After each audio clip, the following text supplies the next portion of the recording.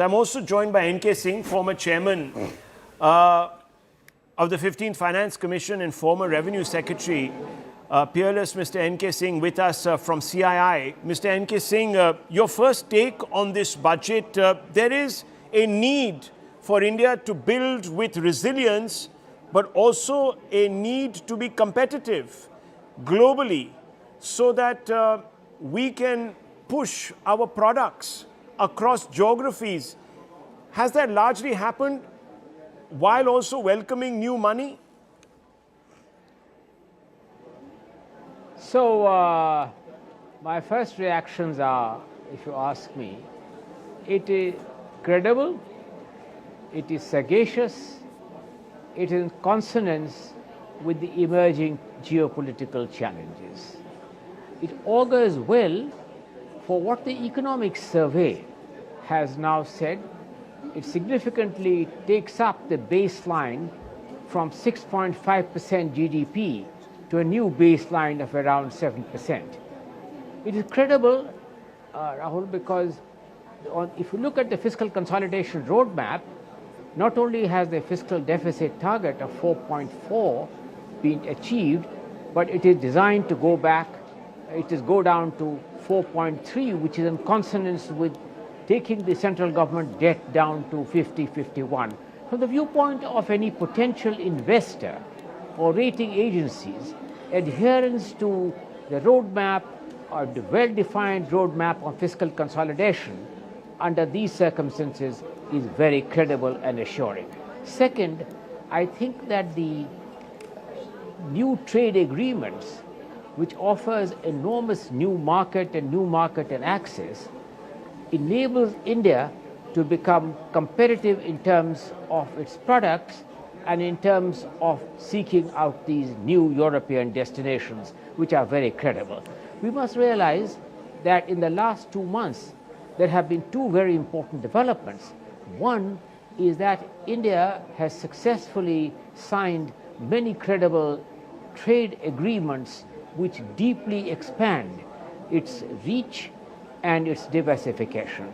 The simplification in terms of the customs duties framework and the emphasis now on permitting import-free duty on many items which have been mentioned, and also the rationalization within that framework is really quite consistent with our approach to try and sustain a rate of growth of a firm 7.2%, 6.8 to 7.2%, which was articulated in the economic survey. The budget fully aligns itself with some of the expectations that the economic survey had laid down. And two other important factors. Look at some of the emphasis which has been given on youth and employment. And youth and employment, as you can see, the special efforts which have been articulated in the budget are credible, along with the fact of the services sector in recognizing the high tourist potential areas, in, for instance, illustratively outline some of the Buddhist circuit package, in training skills which are designed to do that, in the emphasis on the health sector, making India a health destination from the viewpoint of the kind of specialization and facilities we have. So all taken together, this augurs well for India to continue its growth trajectory of 6.8 to Okay, 6, so we've also got with us Amitabh Kant, but N.K. Singh, I want to ask you very importantly, while Amitabh Kant is also there with us, I want to ask you this important question. You said credible. Now, one of the requirements that industry had was to ensure that there would be deregulation so that we could become not just a manufacturing powerhouse, but also one attracting investment, because the economic survey suggested that there was a lag between our top line numbers and sentiment internationally. We weren't getting enough investment. Does this budget address that gap, sir? So I'm glad Amitabh is here. I'm sure that he has also read the economic survey with as much of a fine comb as perhaps I have endeavored to glance through. What does the economic survey basically says? it says three things in my view. First of all, it bumps up India's potential from an average of 6.5 to 7%. And it does so, as it explains, riding on the backs of the multiplier effects of recent economic reforms, which have been quite substantial. Those have been continued. It rides on the back of a strong macroeconomic fundamentals. In fact, if you look at the figures, the debt to GDP is along the same trajectory which was mentioned. It is designed on the basis of the center-state federal compact, with the 16th Finance Commission, which has laid its report today, continues with the award which I had given of 41% going to the states. It continues some of the sectoral allocations which I had done. Most important is that it has sought to inject an openness to the Indian economy, in trade acting as a true engine of growth.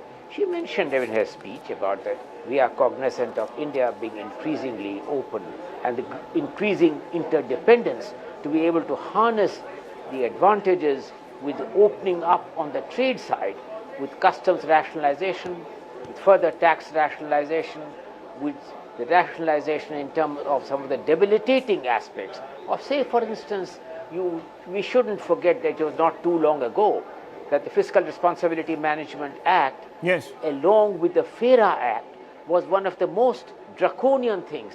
Today, for the first time, she had mentioned about a fundamental review of even the existing provisions of FEMA, which has since become a civil liability instead of a draconian criminal liability. Which okay. It was. Okay. And last, I think, if I may be allowed to just inject one sentence, as I mentioned, the 16th Finance Commission, whose report was unveiled today, continues with the center-state compact with the same degree of trust, which we hope will be an important factor in guiding our momentum. I want both of you gentlemen now to talk a little bit about whether India, Mr. Kant, please, Mr. N.K. Singh, just stay on with me for a couple of minutes more. I'm hearing in Mr. Amitabh Kant to answer this question.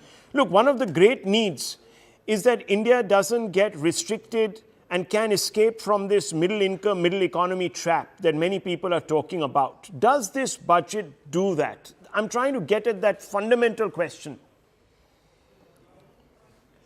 So, Rahul, to that point, the critical thing is to accelerate the pace of your manufacturing, which this budget lays down a clear roadmap with strategic sectors. And second is to lay a huge emphasis on infrastructure, which this budget does with about 12.2 lakh crores, which is effectively taking your GDP spend, capex spend on GDP to about 4.4%, which is enormous. So to my mind, there's also a huge focus on jobs in terms of tourism, healthcare, look at marine, look at leather, footwear. All these are sectors which are challenged on account of Trumpian tariffs. So the emphasis really is that you provide, despite a huge disruption in terms of geopolitics and globally, you ensure continuity and fiscal consolidation. Because if you don't do, FM needs to be appreciated for the fact that she's bringing down fiscal deficit from 4.4 to 4.3% in these very, very complex circumstances. And yet she's pushing for cities, 5,000 crore, cities for regional economic growth. She's pushing for 7 high-speed rail infrastructure. So with these new corridors, with the industrial corridors, the city corridors, the high-speed corridors, you will give a huge impetus to infrastructure creation in India. And the last point I want to make is, since you asked Mr. N. this question about reforms, there's a huge focus on reform of FEMA, which is the non-debt rule, the huge focus on rationalization of duty, and there's a huge focus on financial sector reforms through a high-level committee. So the reform process continues regardless.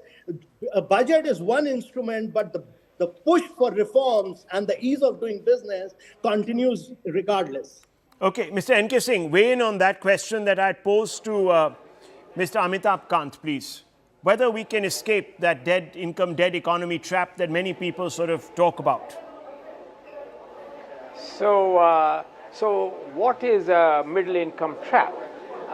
To some extent, the response to this has been beautifully given by the governor of our central bank, reiterating that famous quotation of Ben Bernanke, that this is indeed a Goldilocks period for India, which has high growth with modest inflation.